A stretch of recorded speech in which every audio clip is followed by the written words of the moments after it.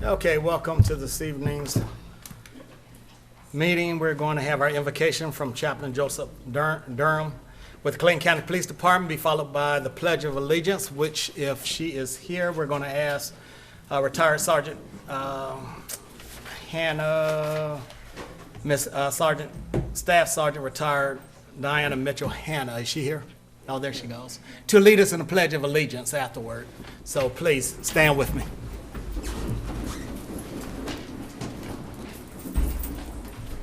Let's join our hearts together in prayer. Father God, we do invoke you into this meeting. We thank you for the truth that you're the God of the universe, and yet you care about us.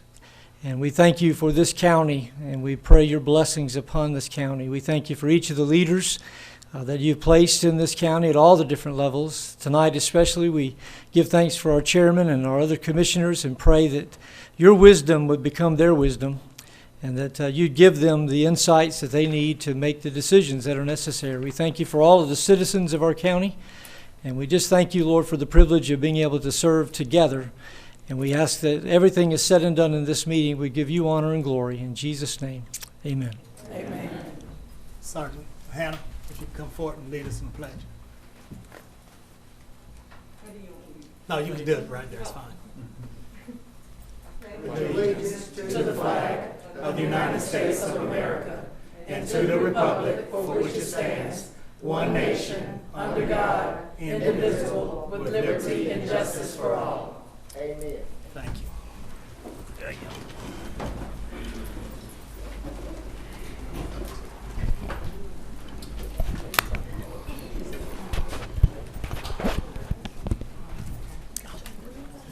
Good evening, everyone. Welcome to our May 3rd, 2022 regular business meeting. The first order of business is the adoption of the agenda. Do any board members have any amendments? Yes, Madam Clerk, I have a couple here. First one is item number 2, recommendation for second contract amendment, RFB 17-08. Athletic uniforms and equipment. I'm asking that that be removed at this time. They're not ready to proceed on. So my motion is to remove it from the agenda. Is there a second? I second it. All right, second by Commissioner Anderson. Are there any questions? Yes, point of order. I'm so sorry, but we removed the first and right. second. That's right. Yeah. That won't be removed. The next item I would like to have on the consent agenda is the request from the juvenile court for the juvenile court to apply for a COVID-19 grant. And I'm asking that to be placed on the consent agenda. Are there any others? Yes. Number 5, recommendation for an award, grants management. Yes. Okay, and number 9. What do you want? What do you want? Put it on the regular agenda. Okay, Madam Clerk, are you clear? Recommendation for award, this item number 5, 22-45 to go on the regular agenda. Go ahead. Okay, number 9, resolution 2022, 66, I think. Has this changed? Is that the one? It's the development, dealing with the development. Yes, authority. number 9. Is that it, number 9? Yes. Okay, and number 11. What do you want to do with number 9? Vice Chair. On the regular agenda. Regular agenda for 2022-66. Right. I'm sorry, what's the next one? Number 11, resolution 2022-82-A to go on the regular agenda. Clear on that, Madam Clerk? Yes, I'm clear. Any others? All right, hearing none, I'll entertain a motion to adopt the agenda. So moved. I'll second the motion. Are there any questions? Yes. When were we expecting to have the appointment for the, the land bank back on the agenda? Is that coming up in the next meeting? I just want to make sure we didn't need to add it here. No. As discussed, it's one of those appointments that is at large. We're going to have a presentation from Attorney Reed as to how we can go about to making sure that the county each district is represented on some of these boards. That's less than 5. Do- So after next week's work session, then we'll have it on the following board. Thank you for that time frame. Any others? Those in favor, aye. Aye. Opposed? It's unanimous.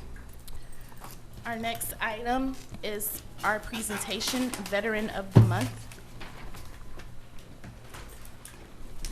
All right. Somebody who's been around for a long time and definitely out in the community. Our Veteran of the Month this month is Staff Sergeant retired Diane Mitchell Hanna. She was born April 21st, 1959 in Jacksonville, Florida. She's the daughter of the late Reverend David Lee Wilkerson and Alberta Wilkerson. David Wilkerson served in the Navy and worked at the Jacksonville shipyard and as a real estate investor. Sergeant Hanna graduated from Andrew Jackson High School in Jacksonville, Florida. She was very active in student council and became the first African-American senior class president in June of 1977. After graduation, I can't say it, got tongue-tied. Let me get some water here. She attended junior college in Florida before marrying Albert Hanna and moving to Germany, July of 1978. Sergeant Hanna first enlisted in the United States Army in 1980, where she went through basic training at Fort Jackson Training Center in South Carolina.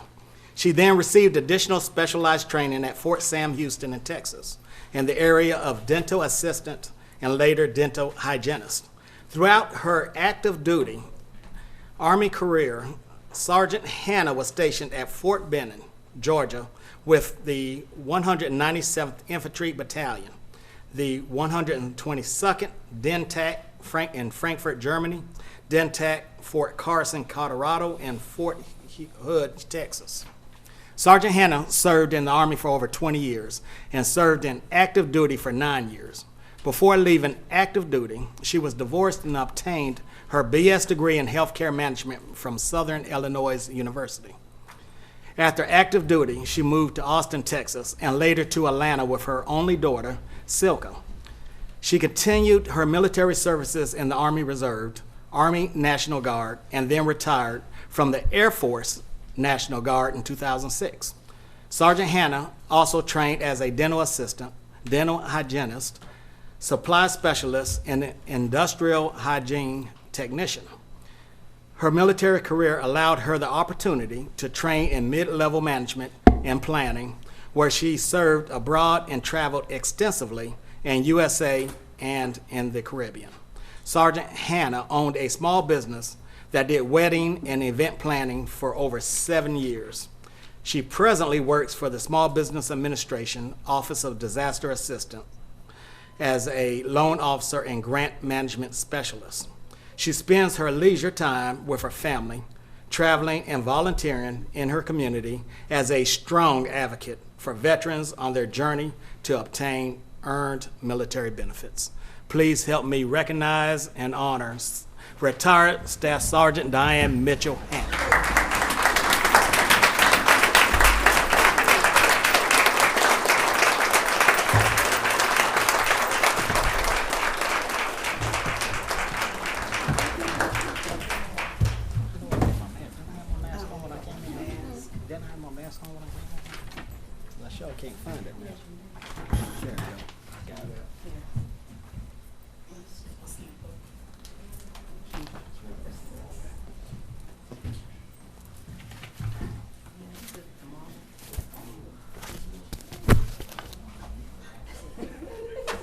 Not trying to hold up progress, that's for sure.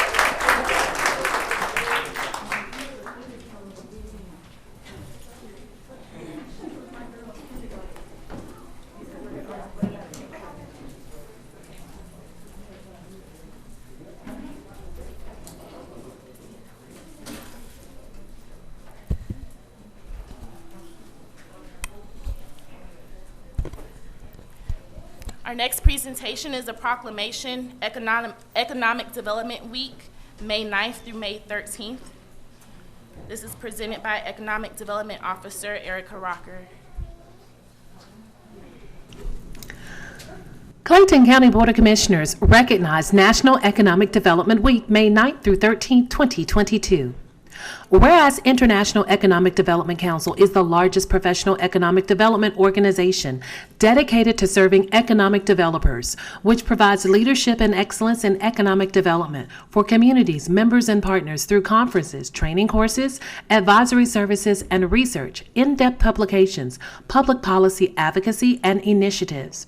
And whereas economic developers promote economic well-being and quality of life for their communities by creating, retaining, and expanding jobs that facilitate growth, enhance wealth, and provide a stable tax base, and by establishing meaningful partnerships. And whereas economic developers stimulate and incubate entrepreneurism to help establish the next generation of new businesses, which is a hallmark of the American economy. And whereas economic developers are engaged in a wide variety of settings, including rural and urban, local, state, provincial, and federal governments, public-private partnerships, chambers of commerce, universities, and a variety of other institutions to attract and retain high-quality jobs, develop vibrant communities, and improve the quality of life in their regions. Now, therefore, I, Jeffrey E. Turner, Chairman on behalf of the Clayton County Board of Commissioners, do hereby recognize the week of May 9th through 13th, 2022 as National Economic Development Week and remind individuals of the importance of this community celebration, which supports expanding career opportunities and making lives better where the world lands and opportunities take off. In witness thereof, I have hereunto set my hand and caused the seal of Clayton County, Georgia, to be affixed this 3rd day of May in the year 2022. So, of course, when it comes to economic development, we are one as a county, so we've asked the economic development partners, such as Mayor Lampo and some of the other mayors. I think everybody here is represented. At this time, I would like you to come forward so we can give you a copy of the proclamation to include development authorities and economic development officers from the city. So if you are here representing the city, then please come forward. VA as well as the Chamber of Commerce.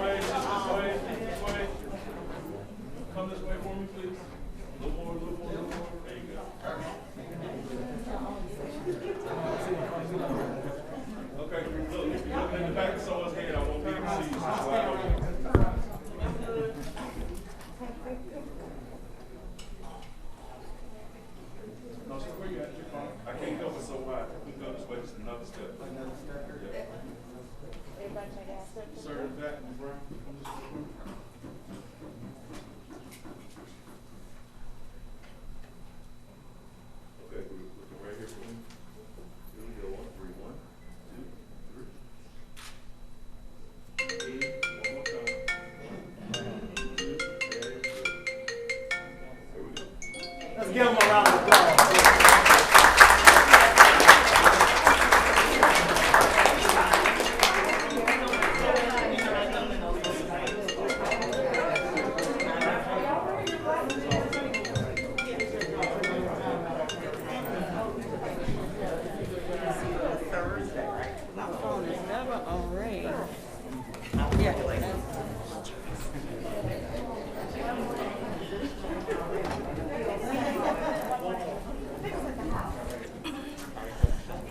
Our final presentation is a Please, let's take our seats.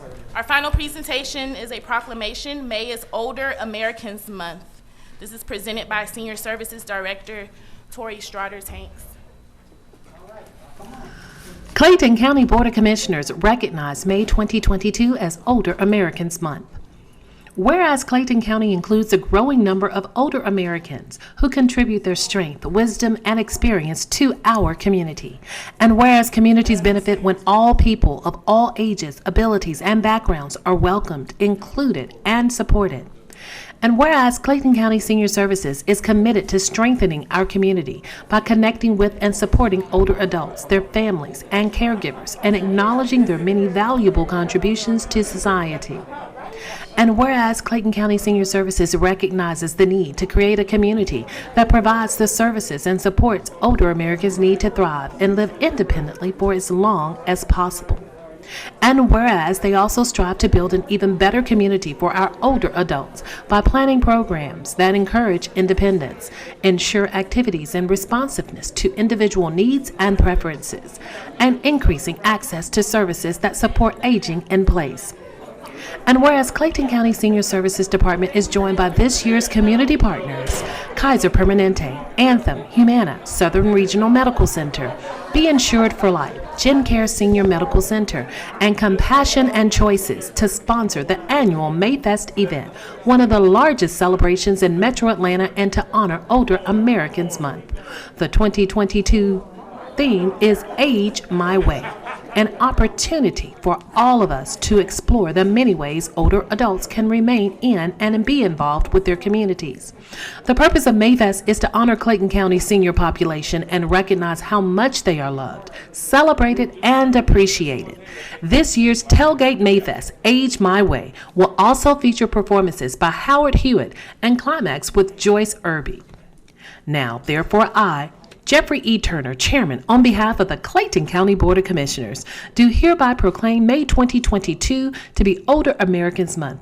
We urge every resident to recognize our older adults' contributions, help create an inclusive society, and join efforts to support older Americans' choices about how they age in their communities. In witness thereof, I have hereunto set my hand and caused the seal of Clayton County, Georgia, to be affixed this 3rd day of May in the year 2022.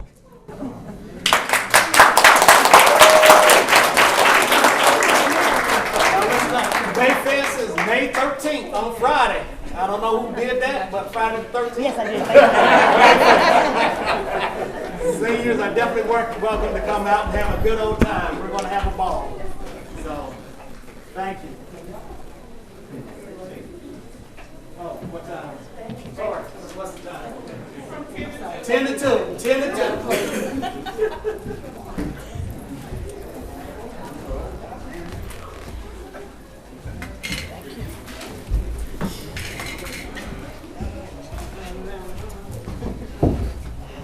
Oh, I can't breathe.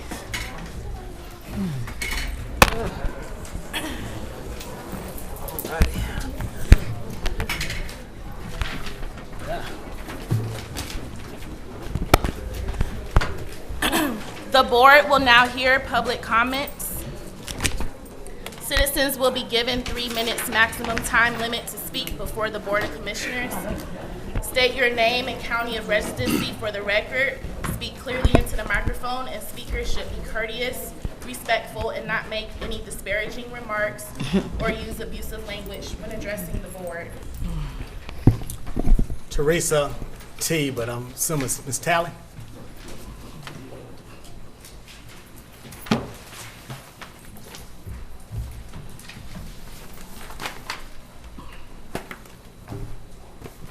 I apologize. I should have put my last name.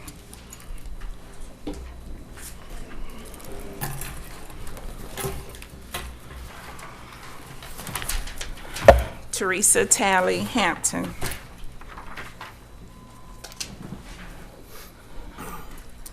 GDOT, they are out of control. They have so many projects going on with no completion dates. I understand we need better streets, but why so many at one time? GDOT started working on Highway 54 in 2017. It is 2022, and they have yet to complete it. That is ridiculous. Now they are working everywhere in the county. What other cities or counties have so many open projects at the same time? They do not work every day. Our county there are so many excuses for GDOT maintenance not to honor their contract. They are supposed to cut the grass and pick up the trash every 6 months. They have added their mess to the unkept county.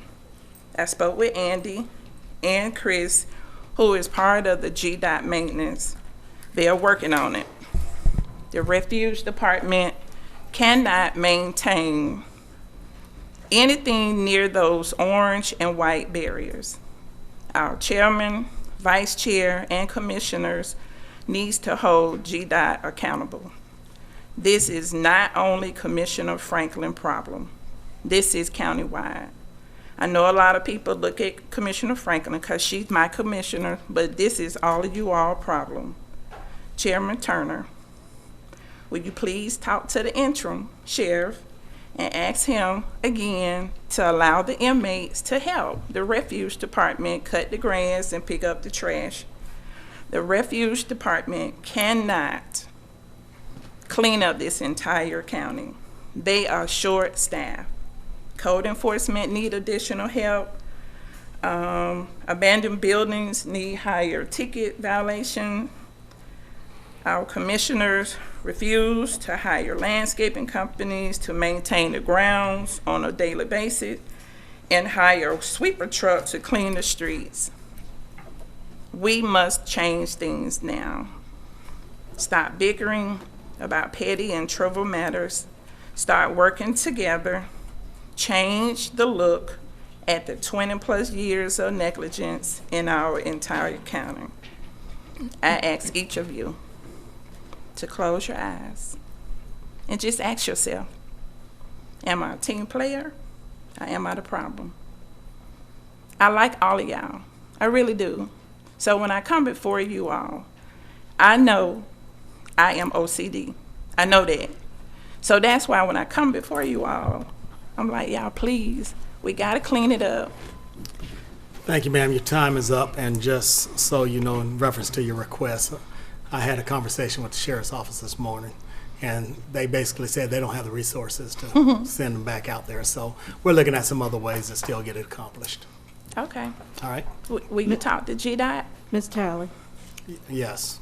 Wait, Ms. Talley, I did speak with Reuben McCullers. He's our director.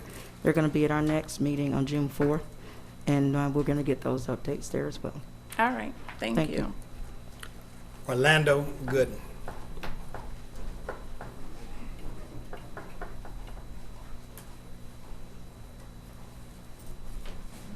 Yes.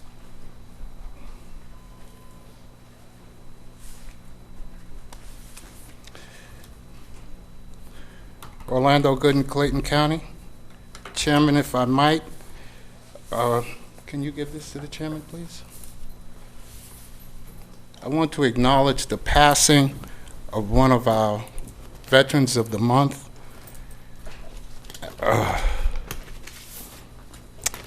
Okay. This program is for the memorial service Saturday, April 30th for the 32-year Army veteran Sergeant Major Paul K. Winfrey. The service was very nice, and it was good to hear from so many veterans. Paul's mission, help as many vets as he could. God said, come home, you did your job. Attorney Reed, I accept your apology after my public comments, April 5th board meeting. Commissioner Anderson also remarked, I didn't understand it either. Commissioner Anderson, what I don't understand is your comment on a Zoom meeting. I prefer compulsory instead of mandatory trash pickup. Explain the difference and what is the cost. The Jacobs report on mandatory trash presented to this board at the September 2020 work session on page 7. Cons: could drive up consumer prices and administrative fee because of the increases in the price of gas, equipment, and labor cost by the trash company. Also could prove citizens' resistance. The sign reads, "Your opinion matters, let your voice be heard." Let us voice our opinion before you vote on it. When is the in-person town hall meeting so you can explain why it is not a monopoly and there is no quid pro quo? Asking us just to accept mandatory trash pickup is like buying a boat that does not float. The work sessions are informative. The April 26th work session was very good with the financial report by Deputy CFO Dennis Johnson. Chairman Turner, can we do something with this monitor? The monitor should be visible to everyone in this room. Can we put this clock in front so the speaker can see how much time he has left for public comment? Like 30 seconds. Thank you. Thank you. Oh, by the way, Sergeant Major Paul Winfrey's wife is here in the auditorium. Jackie Winfrey. Get her to stand, please. She just left. She heard me speak and she ran out. Yeah, Thank you. Bless her heart. Thank you. And thank you for bringing attention to his passing. Aretha Inslee.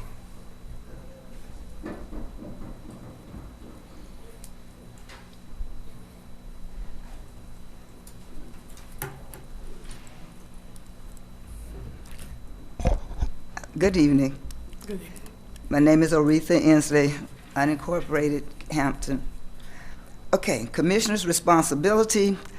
As established by the Georgia Constitution and the official code of Georgia, county commissioners in this state are charged with the responsibility of providing a system of local government services designed to protect the health, safety, and welfare of their citizens. A fiduciary duty is a commitment to act in the best interest of another person or entity, which includes duties of undivided loyalty, due diligence, and reasonable care, full disclosure of any conflicts of interest, and confidentiality.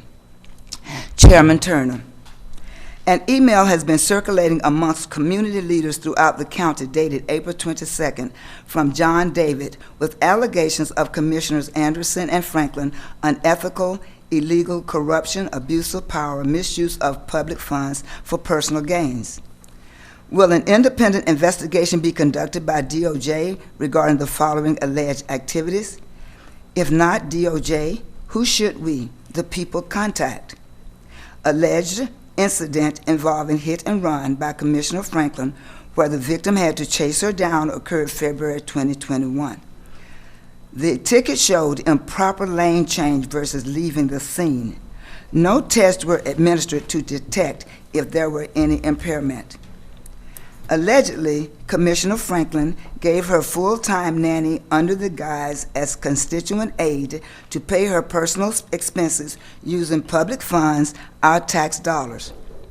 From August 2021 through March 2022, Mitzi Bickers, a federally indicted, subsequently federally convicted for public corruption, served as Commissioner Anderson's campaign manager while being employed by Clayton County as the chief of staff for the sheriff's office, which gives the appearance of favoritism and influencing 2 BOC votes and complicity with the sheriff's office alleged wrongdoings.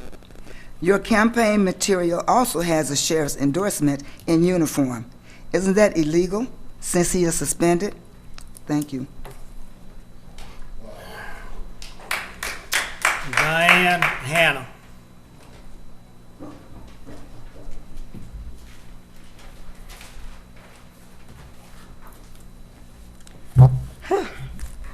It's been ever since 2016 I've been up here to appeal to you all. And I just want to say thank you again for this honor. Myself and the late Paul Winfrey was the one that established the Clayton County Advisory Board and in 2016. And as we have, I'm sorry, I'm gonna take this off. As we have new seats coming up next month, I appeal to you all to look into the veterans that you are about to appoint, to make sure that they are willing and able to work with the veterans, all veterans from ages 18 to 100 plus in this county. We just want to get this board to move forward, and I just want to thank you. Thank you, ma'am. Thank you.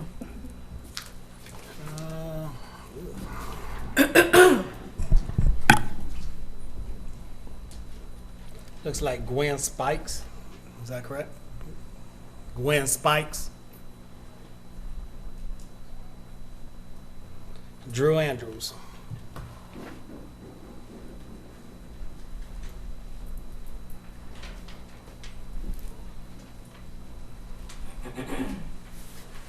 Drew Andrews, unincorporated Jonesboro, District 4. Good evening, Commissioner, Vice, and Commissioners. Thank you for allowing me this opportunity to speak before you. Honestly, I had no intention of coming, but I received several messages on my smart device that prompted me to come here. I have not voted yet because I'm a conscious voter, and I like to be informed. I'm an informed voter. And so I'm waiting for information. Given in light of what's going on in our nation and in Georgia, we don't have time for distractions. We need serious leadership. One who can move the dial from mediocrity and who has innovative thinking, who can move us forward, lift us up. Because right now I'm sick and tired of being one of the poorest counties in Metro Atlanta, knowing the resources and the talent that we possess right here. So what I like to see on my smart devices is how you will address real world issues, like our seniors who are on fixed income but no longer can afford the rent and then being pushed out. I like to see the real world problem solving for those who are living in dilapidated buildings but afraid to speak out because the rent is $950 and they can afford that, but the apartment is rat infested. That's what I want to see. Oh yeah, coming up today, 75 onto Terra Boulevard, I see a tent right there. People living there. So if we don't have a homeless problem, I don't know the definition. So what I like to see, and lastly, but most importantly to me, I would like to see us come up with some type of resolution to show how much we appreciate our law enforcement, first responders, and fire department. They have showed loyalty to us. We need to compensate them. There's several hundred police officers who are leaving Clayton County that want to stay, but they can't afford it. So the next time on my smart device, send something like that. Thank you. Carol Yancey.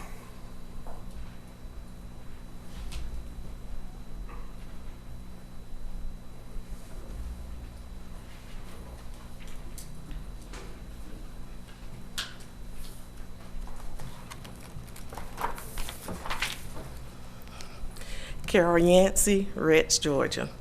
Commissioner Anderson, you have been MIA, ducking and dodging District 1 residents' concerns, calls, and emails, but you're quick to attach your alternative facts to accomplishments completed by others. January through February, you were pleading with folks to do a video on behalf of Victor Hill, the suspended sheriff. April, you, along with Commissioner Franklin, pleading to Senator Ossoff regarding Victor Hill's wants, not the needs of the residents.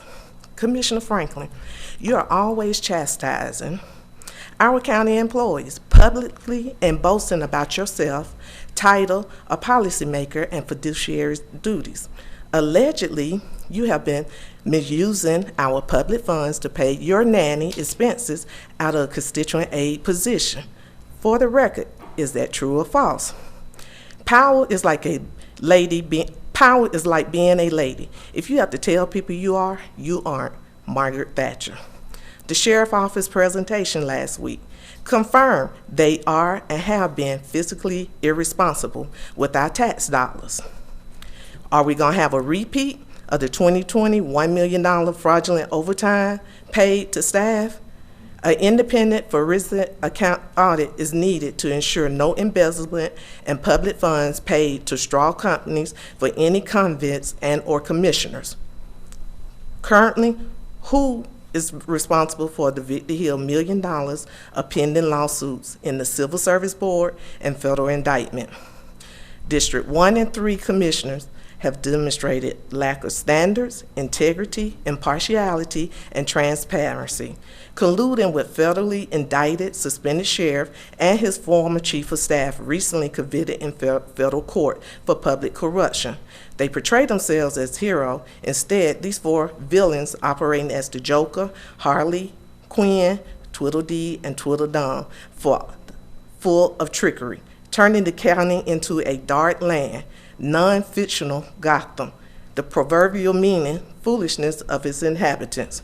Will Tweedledee and Tweedledum soon face the federal walls? Stay tuned for the next episode of Gotham County. Mickey Garber. Mr. Chairman, I respectfully yield the floor to the next legitimate speaker. Pearl Johnson.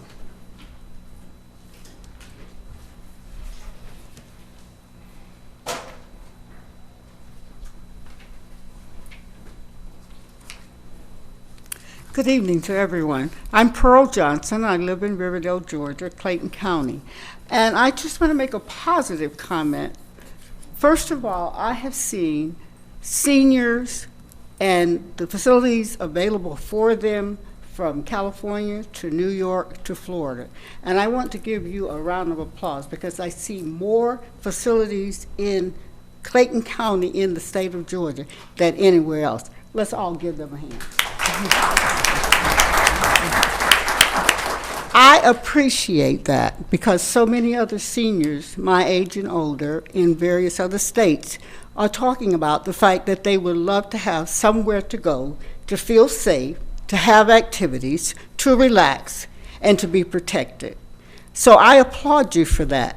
I also was looking at here where you are stating Resolution 2022-83-A, that's number 12.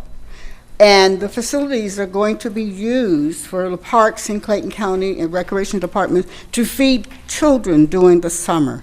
I myself am a retired teacher from out of state that moved to Georgia, and I know that during the school year, kids are fed a nutritional meal. Now, after COVID, it has gotten worse, especially when you talk about the summers when kids are out of school. Where do they eat? Where do they go? I am so happy to see this be something of interest to us because it is well needed. I thank you. I applaud you. I also want to say, while I'm talking about the seniors, is that more seniors come out 4 to 5 days a week to do activities at the various locations here in Clayton County than anywhere else that I know. So thank you. We all can improve, but right now, I want to thank you. Thank you. Sharon Davis. Sharon Davis. Leonard Jones.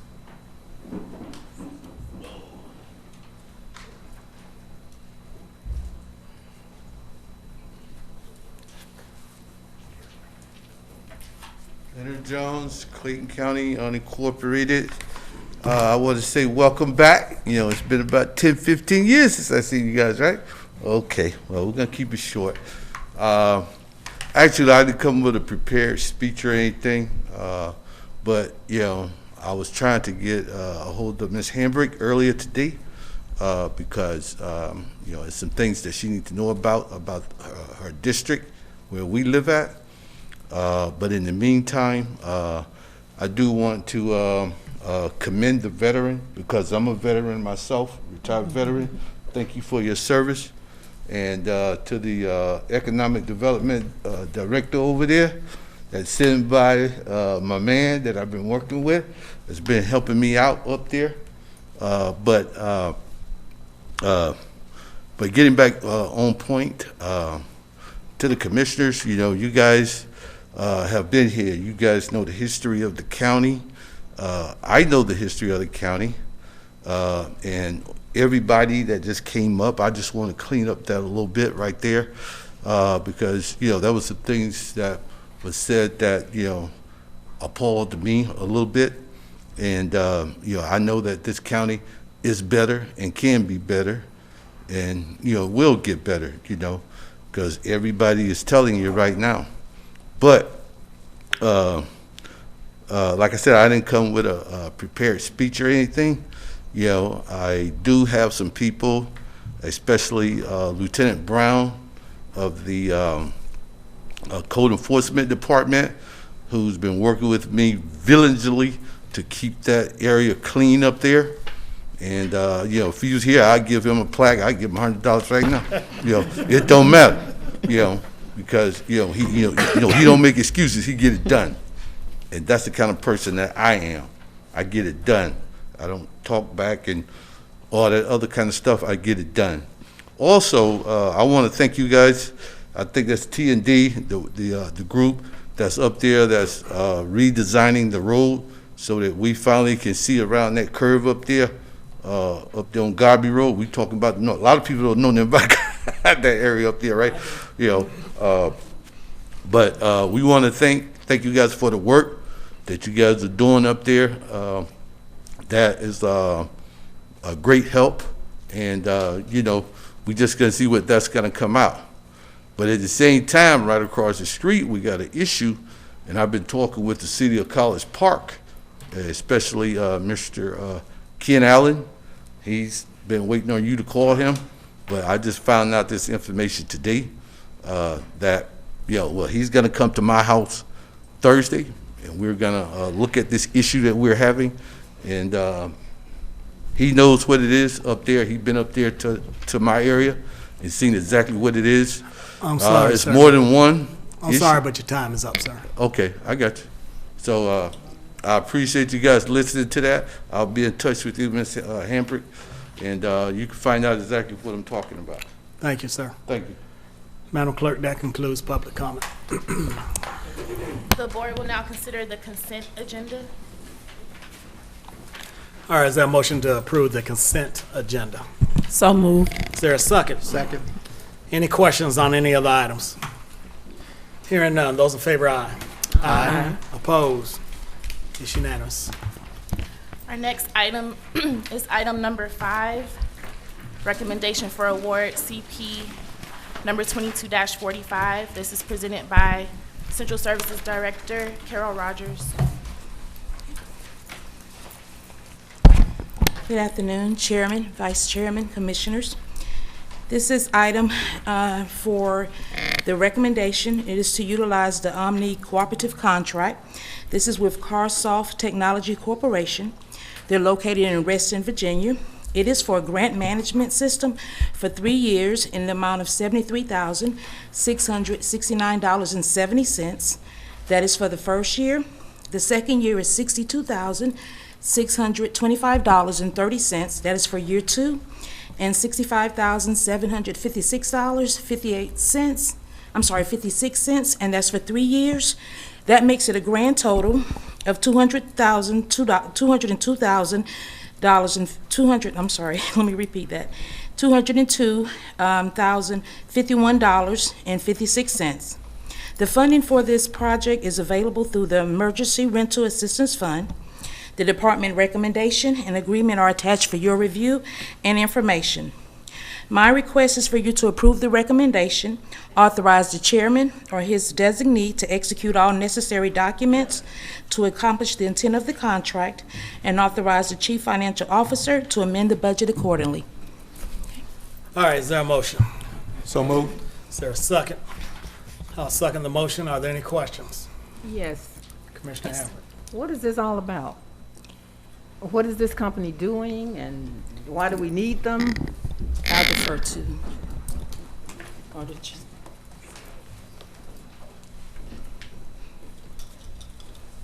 Vice Chair, it is a grants management system for us to actually Locate Grants, it's a centralized service that we're going to use. It's a portal that we're going to use to centralize grants for the county.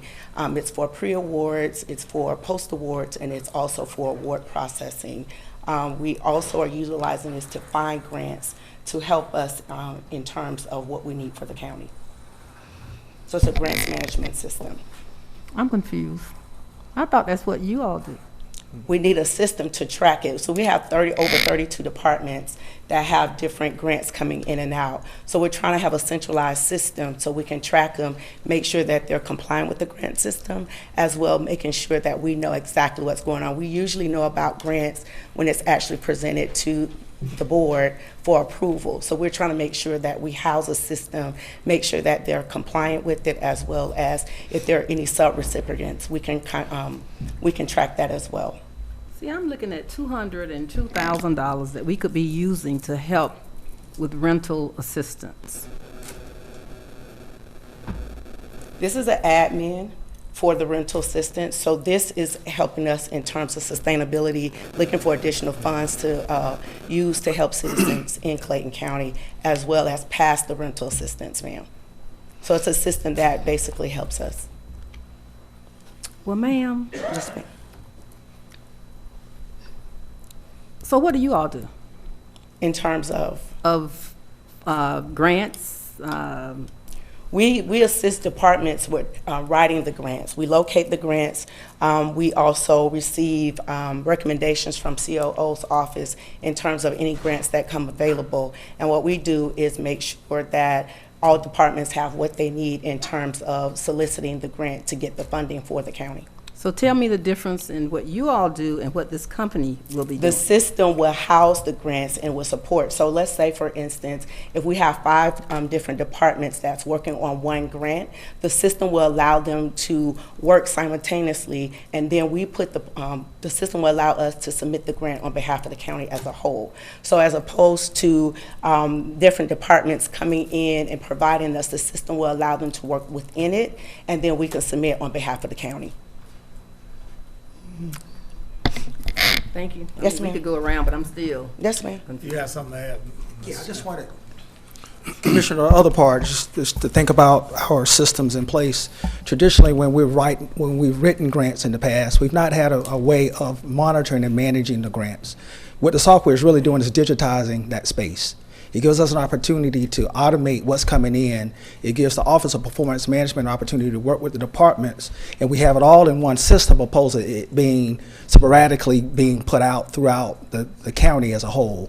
So the software is really about digitizing that space, which traditionally we have not had that. And so with the Office of Performance Management being in place with the grants analyst and with Dr. Smith serving as the facilitator of that space, it just gives us an opportunity to ensure that we can manage it in a different way than what we've done in the past. Still confused. Any other questions? Yes. Commissioner Franklin. So in the work session, we were presented with another company to manage not so much grants itself, but the grant that's received and to issue those grants on the small business side. So that was presented to us. We're being presented today a grant management system that it was my understanding previously that the current grants were being managed through the finance department. And I too am confused. Let me tell you why.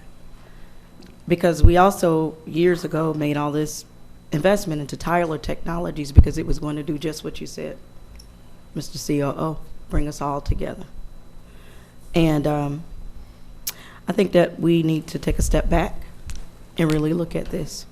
I have already stated before, no, regardless what people think or say, we do have a fiduciary responsibility. And we need to make sure that people in said space have a clear understanding of what each department is wanting and needing.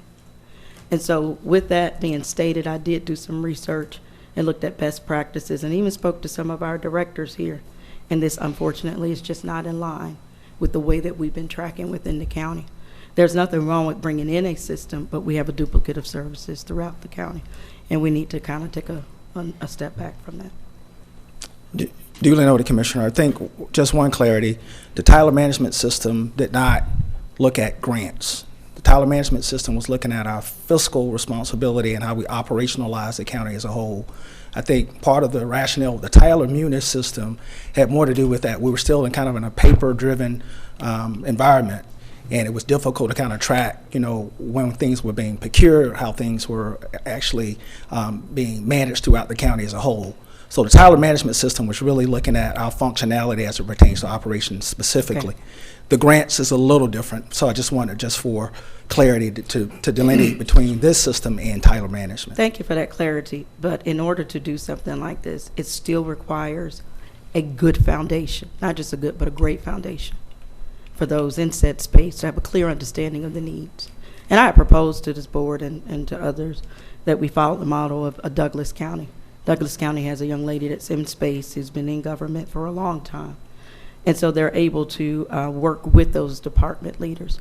And unfortunately, I've been watching interactions, and I just don't know that we have that level of understanding, not only with the staff, but also if we're going to have to go and spend additional money on that. I think that it'll be best that we take a step back, and that way we ensure that we are moving forward in a way that's going to allow for us to be fiscally responsible to our citizens.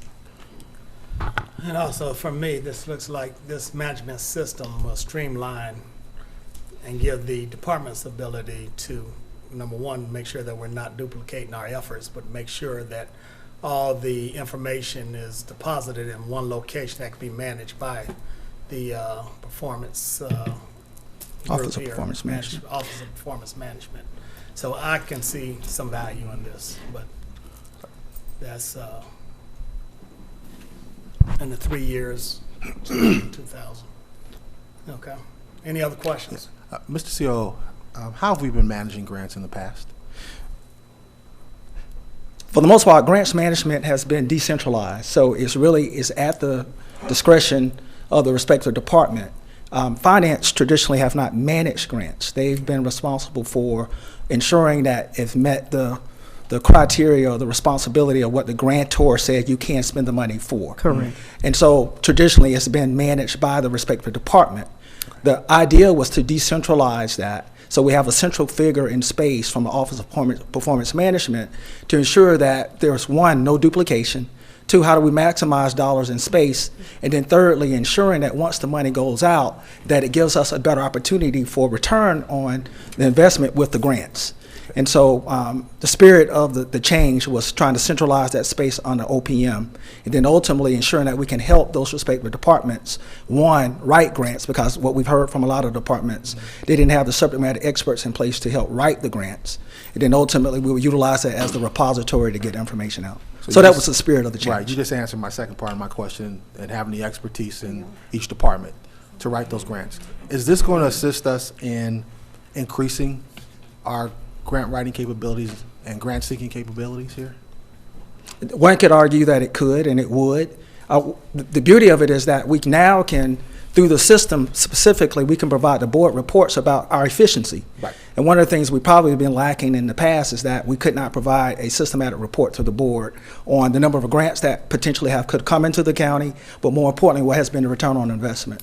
So now we have a better opportunity to be able to report out to the board the return on investment by utilizing this technology in that space. And will also allow us to track and make sure that we are falling under the guidelines for each grant as well. It could help us with that, yes, sir. Thank you. I'm glad you brought that up, and because maybe there was a I'm sorry, I don't want to step on anybody's toes. Maybe you saw a differentiation of what I was stating, but exactly what you said was the finance department is already there making sure that those funds are used what they need to be used for. I see Chief in the back. Chief Murkison, do you mind coming forward, please, sir? Chief. I also see senior services in the back, too. You asking for Ms. I'm going to Tanks to come forward? In a second, sir. Chairman, I'm going to ask a couple questions real quick. How have you all been doing your grants so far?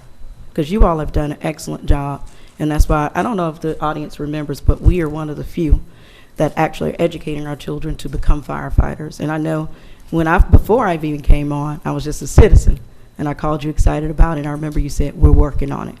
And there I saw you working on many grants. So tell us your process and what you all have been doing, and then your success real quick, if you don't mind. Sure. So the vast majority of our grants through fire and EMS come through the emergency management side of the house, which are GEMA grants and or FEMA grants. So the three big ones that we've currently written are all FEMA grants, which obviously have to flow through GEMA. So there's a very specific process, which as the designated emergency management official for Clayton County, we follow that process specifically for those grants that flow through GEMA and FEMA. Anything else, we were just recently awarded an assistance to firefighters grant, which comes down through the Department of Homeland Security, which also has its very specific reporting requirements as well. So since a lot of our funding is federally designated, either coming through Homeland Security or FEMA or GEMA, then we have to follow those protocols through the grants.gov portal and some other things to submit those and then track those, and then we share that data with Office of Performance Management as well as Finance, because Finance kind of serves as that reporting mechanism for us to make sure that we're in the grants.gov portal and we're making those federal reporting requirements as is necessary. Okay, and one more question, if you don't mind. So when you're filing for those grants, where are you receiving that support from generally? Is it within, or do you normally rely on your staff or other agencies? The BRIC funding grant that we applied for was written between our organization, the Water Authority, the Aerotropolis Alliance, Finding the Flint Wood PLC, which was our consultant on that grant. The vast majority of them are emergency management grants, so they're written at the local level out of my Office of Emergency Management. And then the Assistance to Firefighters grant was written by my staff, who put that together along with some assistance from other fire departments who had been successful in receiving those grants. So we kind of approach it as a team effort depending on which grant we're going for and what the expertise are that's required. I'm glad you said expertise. So it really relies on your knowledge base of the grant and your process, correct? Yes, ma'am. Oh, thank you. And then thank you so much. One more. Director Strotter, too. So I know when I was doing the background work, and again, I agree with Commissioner Hambrick, but I'm just trying to make sure I shore this up and I have a better understanding. I'm sorry, Madam Vice Chair. But you all also get quite a bit of grants, and you go through which agency to get your grants? Right now, we go through the Atlanta Regional Commission for our aging grant. That's the biggest grant that we have in our department. Awesome. And then you all actually just became nationally certified not too long ago, right? And helped others get nationally certified? Yes. Correct. And your grant process, it relies upon your level of knowledge in your said space as well? It does, and we have recently hired someone to assist us with the process. At the same time, recently, we have been, the recent grant that we applied for, the Office of Performance Management has helped us with that. The reason we do apply for it, we are good at applying for the grant with the Atlanta Regional Commission is because we've done it for a while and they have helped us with that process. Our department hasn't really expanded into applying for new grants. The grant that was on the agenda a couple of weeks ago was the first grant that we have really applied for outside of the Atlanta Regional Commission, and the Office of Performance Management did assist us with that. It was the grant from Ossoff's office, and they did help us with that process. Okay, thank you so very much. Mr. CEO, this system will also help locate grant opportunities as well, right? Yes, sir, that's correct. So it's not only that those that come up in those individual departments, but, well, this board is always talking about seek out more grant opportunities, and this system will help with doing just that, correct? That is correct. You had something, Vice Chair? Yeah, I do. Because I thought that's what that department was for, seeking out grants. Well, anyway, this is something that just happened today. And I really wish we would concentrate more on helping the people with the rental assistance. We just referred a person, and I don't want to call the name, of a constituent that has been working with the office since January, February. No response. So we ended up sending that person to the state, to DCA, for help. So that's the kind of thing I want us to concentrate on. You know, we can get all this fancy equipment, fancy whatever, but we need to help the citizens. And you know, that made us look bad. That, you know, we keep talking about rental assistance, and then this person hasn't gotten any, hadn't heard back anything. And like I say, I just have a problem with that. I really do. Spending this kind of money on something that I thought that's what this department was for. Got it, Commissioner. Again, the grants analyst in space serves in tandem with the respective departments to find grants, but we're always trying to figure out other resources out there that we may not be privy to, whether it's this office or even the departments, to try to figure out ways we can spread the resources throughout the county in a different way. Again, you know, the spirit of the request oftentimes is try to figure out how we develop additional efficiencies for the county. It's certainly at the pleasure of this board as to what you determine how we utilize those resources. It won't preclude this Office of Performance Management from going out and trying to find grants. Certainly that is part of their work. But again, the software would give them an opportunity to try to identify additional resources that very well may not be at their disposal. So again, we at the pleasure of the board, as you deem appropriate on how we move forward, certainly we'll make the respective adjustments and go forward. Can we call the vote? Can I say one thing too before we call the vote? She called for the vote. You got to move forward. So let's move forward called. with the vote. All right. Those in favor, aye. Aye. Opposed? Nay. 3-2, it fails. Okay, thank you. Next. Next is item number 9, Resolution 2022-66. Good evening, Mr. Chairman, Madam Vice Chair, and Commissioners. I have Resolution 2022-66, which is a resolution of the Board of Commissioners of Clayton County, Georgia, approving the issuance of revenue bonds by the Development Authority of Clayton County for the benefit of USG Real Estate Foundation 13 LLC, to authorize the chairman to perform all acts necessary to accomplish the intent of this resolution, to provide an effective date of this resolution, and for other purposes. All right, is there a motion? I'll make the motion. Is there a second? Second. Any questions? Yes, I just want to know what this is all about. So this involves the Secretary of State. They operated, and I'm reading from the information provided by the Development Authority. It's the State Archives facility. Originally, the Secretary of State's office operated it, but a few years ago, it was transferred to the University System Board of Regents.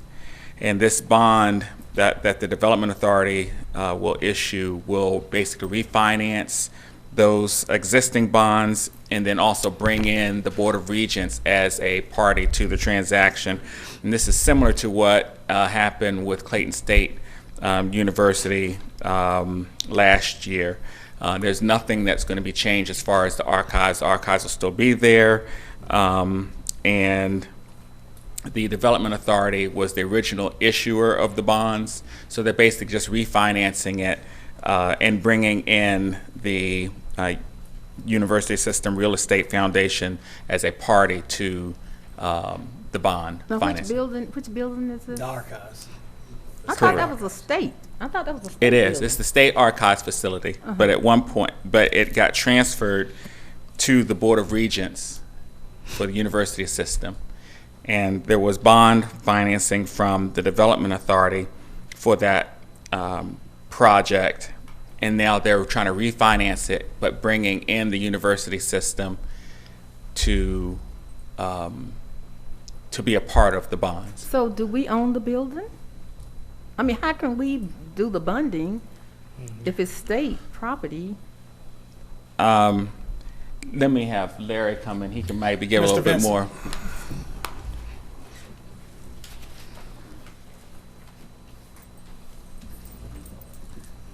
So the question is, how do we own it?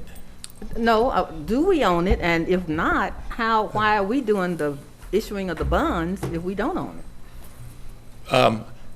We don't own it. I own it through the bond issuance. I hold the debt. Right, It's like a I'm just- mortgage. But can we So- do that?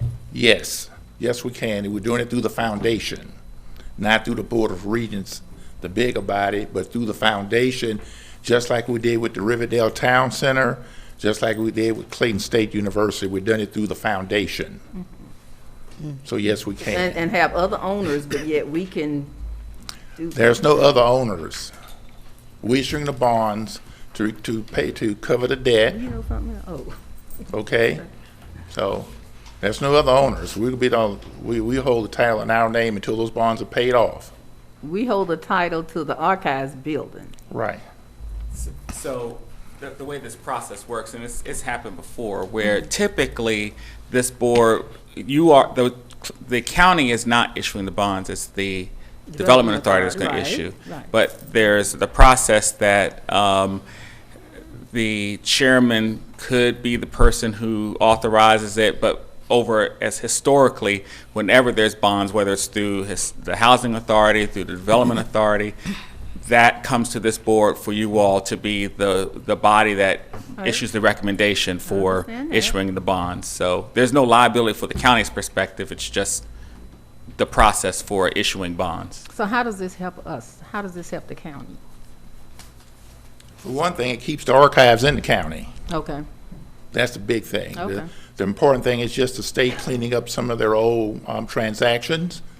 Tufts is out of the picture and is going over to the University System of Georgia, which is the same people who fund Clayton State University. So we got all that interest up there under one roof, and that's good for the county. The important thing, the archive stays in Morrow, Georgia. Okay. Thank you. So we're asking for your support of it. Okay. Any other questions? Hearing none. Those in favor, aye. Aye. Opposed? It's unanimous. Next. Next item is item number 11, Resolution 2022-82. Yes, 2022-82 is a resolution authorizing Clayton County to enter into a memorandum of understanding with Georgia Tech Center for Serve, Learn, Sustain program for the purposes of creating a climate vulnerability analysis for Clayton County, to authorize the chairman to execute any documents and otherwise perform all acts necessary to accomplish the intent of this resolution, to provide an effective date of this resolution for other purposes. And I'll bring Chief up to speak to any questions. All right, is there a motion? So moved. Is there a second? I second it. Any questions? Yes. Commissioner? An explanation. Vice Chair. Yes, ma'am. Thank you very much, Mr. Chair, Madam Vice Chair, members of the board.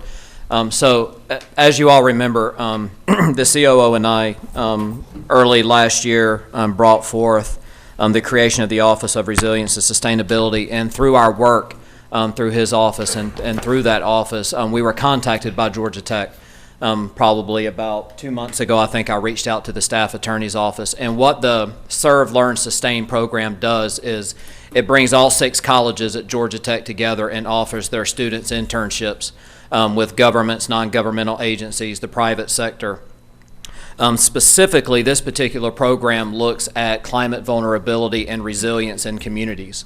So they reached out to us. They do one of these programs every year. Last year, or 2 years ago, I believe it was DeKalb County that they selected and worked with. But essentially what this does is their students, they give us 7 interns for the bulk of the next semester. They come in and they look at our community. Specifically, they focus on community health, civic data, equitable development within a community, green infrastructure, water and citizen science, social innovation, climate change, and energy, and it's all done in accordance with the UN Sustainable Development Goals. So essentially what they'll do is come in and work with a lot of the data that the Office of Resilience and Sustainability has already done through our FEMA work, through the work that Wood has done with a lot of our other corridor market analysis we just completed on the Upper Riverdale Road MedTech corridor. And essentially they'll put a plan together for how does the climate affect Clayton County as a whole, what's its impact on our citizens as we look at the effect of food deserts within the community. Where can we leverage some of our water resources and some of our natural resources to start to reduce a lot of those inequities. And when you look at some of the primary goals, there are 17 of them in total, so I won't go through all of them, but just a couple of them is looking at ending poverty, looking at good health and wellness, quality education, gender equality, clean water and sanitation, industry, innovation, and infrastructure. So as we're looking to focus a lot of our efforts on building a sustainable Clayton County, this is going to give us a big shot in the arm because essentially we're going to get 7 Georgia Tech students for the summer to help us put this analysis together at no cost to Clayton County. And when we come out the other end, their deliverables that are outlined in the agreement that was submitted is a couple of presentations to us. We get to mark up the data, bring it to the board, let you see it, but then there's a final report out and a final presentation and a website that's created on our behalf from Georgia Tech that lets our community see kind of what the results of this analysis are. So it really goes to foster the work that we've started through the Office of Resilience and Sustainability. Great, thank you.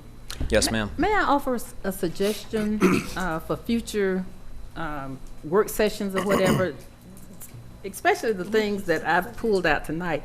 If we could get an explanation, it would save a lot of time in our meetings and all, because this kind of explanation, the one from the Development Authority, I mean, it's good information, and the previous thing, if we could discuss this ahead of time, and it would make our meetings a lot faster too. But definitely would be a benefit to me to know what I'm voting on.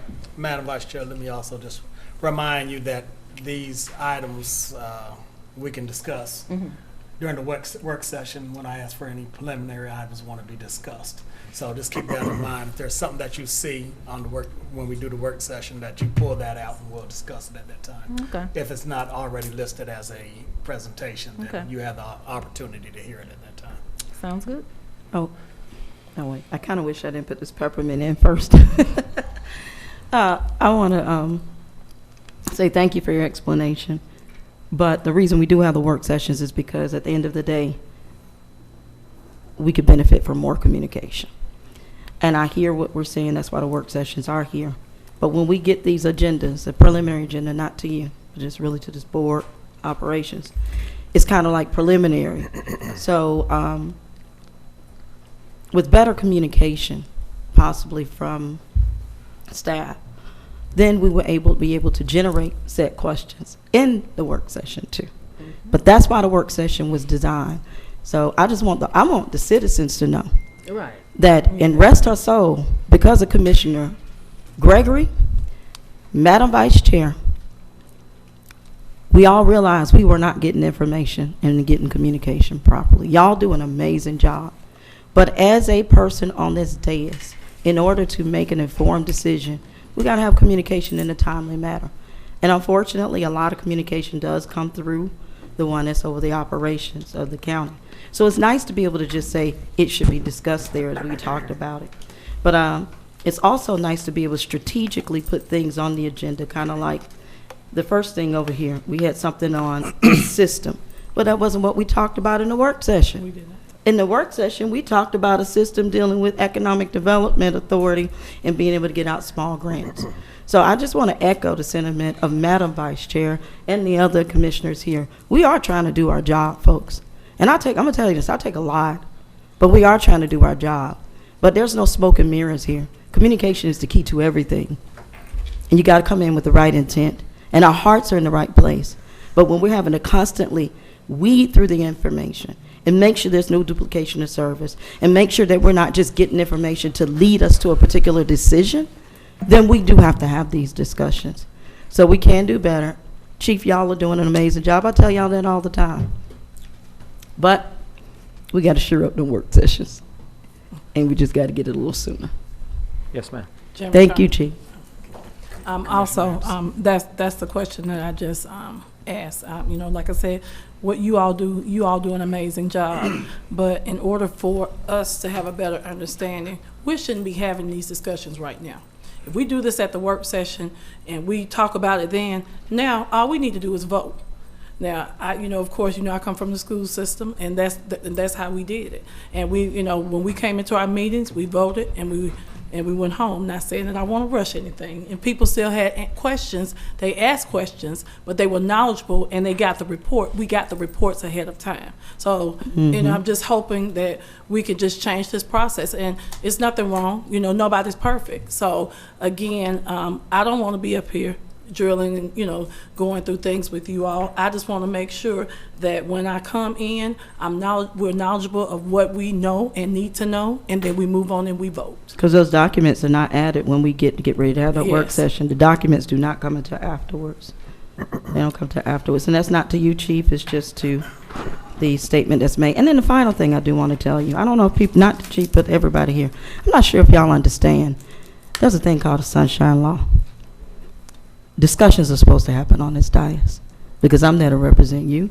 These commissioners represent you, and the chairman represent you. We're supposed to ask these questions because if we don't, then we can't stand by the decisions that are being made. So we need the documents with the work sessions. Again, not to you, Chief. It's just to this whole process. Thank you. Let me just add, these documents are added to your workbook and you're Not also till later given the date. information a week before the meeting. And at any time, a discussion can be had. So it's not that anybody's keeping anything from anybody. Sometimes you got to read through the information to make sure that you get clarity on it. And if it's not clear, then questions need to be asked. And I think we give ample opportunity during work sessions, during any time during the day, these directors are available for clarification purposes. And even if it has to be spread over the minutes during the board meeting in reference to clarification purposes, it can be done that way too. So I just want to make sure that I say that nothing's being hidden. We're not throwing the rock and hiding our hands. We're making sure that we are being as diligent as we can and making sure the information is presented, and the information is presented to the commissioners before time. And Mr. Chairman, just to say this, because a couple of these things I really wanted the public to know, because the information Chief just gave is good information for the Like I said, community. there's nothing wrong with it being spread across the minutes And or for the just development brought up. authority, that's good information for everybody to know. Exactly. Okay. Any other questions? Those in favor, aye. Aye. Opposed? It's unanimous. Thank you, Chief. Thank you for the job you do. Madam Clerk. The final item of the agenda for the evening is item number 18, board appointment for the library board. Madam Clerk, that's my selection for the library board appointment. If you would, hold that to the next meeting. I'm not ready to proceed at this time. Mr. Reed, do we need executive session? Yes, sir, on personnel and litigation.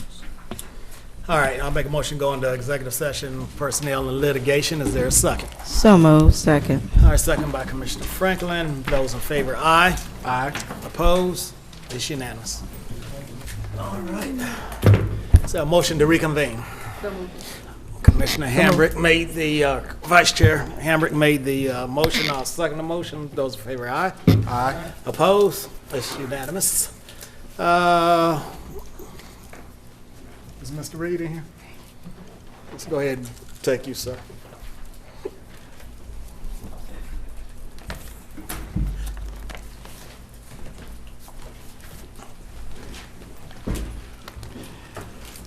I have two items. First is to authorize the county to enter into a writ of certiorari bond for appeal of Darren Merrill, the Civil Service Board decision on Darren Merrill, and also for Apprentice Phelps, and then authorize the chairman to execute those documents and authorize the chief financial officer to amend the budget where necessary to reflect this board's vote. You said you had two. It's both for Darren Merrill and the second for Apprentice Phelps. Okay. All right, is there a motion? So moved. Is there a second? Second. Any questions? Hearing none, those in favor, aye. Aye. Opposed? It's unanimous. Ms. Ambles.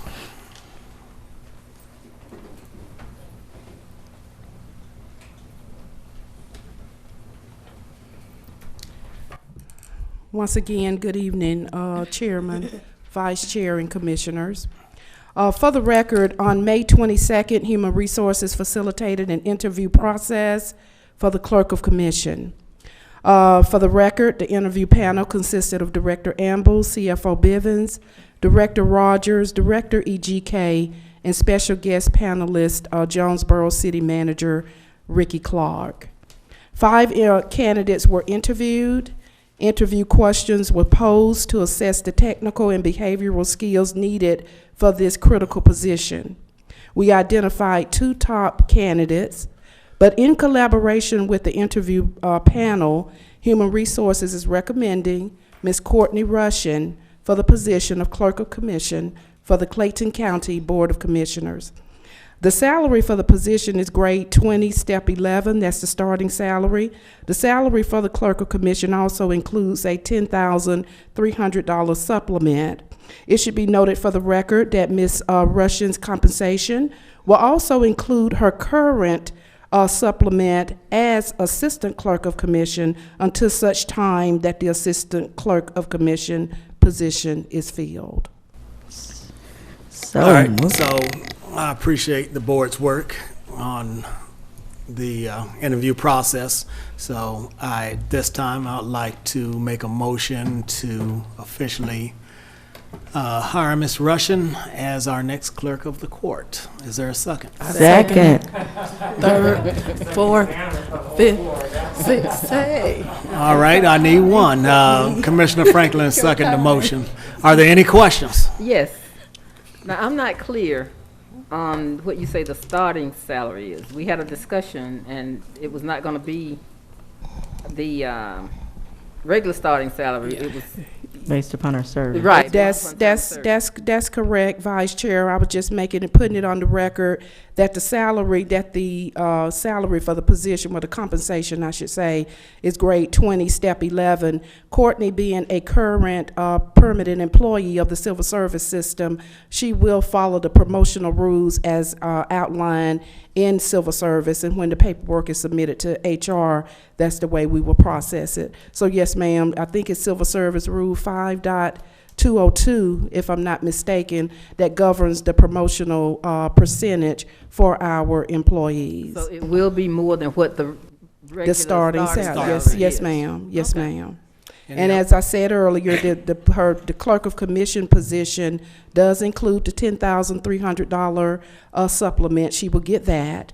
She's also receiving a current supplement as the assistant clerk, and she will continue to receive that supplement until such time when the assistant clerk position is filled. Okay, And but her- then we go back to some back That's what I was about to say. something. Yes. Yeah. For the month. Prorated months that Prorated when months. she first took over. Yes, that's correct. So once we start the process in HR, we'll do the calculations and make sure that she is compensated from the effective date that she took the position. Well, but I think we have to take two separate motions, if I may. We have to go ahead and, well, we've already got the motion on the floor, Mr. Chair. But we got to go ahead and vote on that one, and then we can go back and vote on the back pay supplement so that it's clean, unless you see something different. That's my recommendation for the board, that we get through this piece, and then the back pay for the month, so we can address Madam Vice Chair's point. I think that's fair. That way, if there's any discrepancy, it's not. Correct. Okay, again, my motion is to appoint Courtney Russian as the clerk of court. I'm going to got a second on that. Any other questions in reference to that matter? Those in favor, aye. Aye. Opposed? It's unanimous. Restate that position. Restate the supplement information. Congratulations, Courtney. We're also, Human Resources is also recommending to include Courtney's current supplement as part of her compensation package until such time when the clerk of commission. Okay. I think I can make them. Can we make the motion? The board? Go ahead, yes, I don't mind. Go ahead. Commissioner Warner, Is there a motion? Can we do it? Sure. I make the motion that we make the supplement for both the permanent clerk and the assistant clerk retroactive from the moment she took the interim position. Second. I didn't call yet. But he made, Is there a second? Second. Any questions? I have a question. Did we include in either motion the starting salary? No, ma'am. No, ma'am, not the starting salary. Her salary is going to be calculated per the civil service rules because she's a permanent full-time position already. So when that happens with our employees, Vice Chair, they don't start at the entry-level salary. That's what I wanted We to have to be sure. calculate them upward, yes, ma'am. Okay. So we'll make sure that the documents in HR reflects the board's position. Okay. And when you Thank you. figure that out, just shoot us an email. Let us We know will. what that salary is. We will, Chairman. Any other questions? Those in favor, aye. Aye. Opposed? It's unanimous. Thank you. Did we not cover that? So, oh, we got one more. all right, Ms. Bivens. Look, we feel like Oprah tonight. You get one. You get one. Good evening again, Commissioners.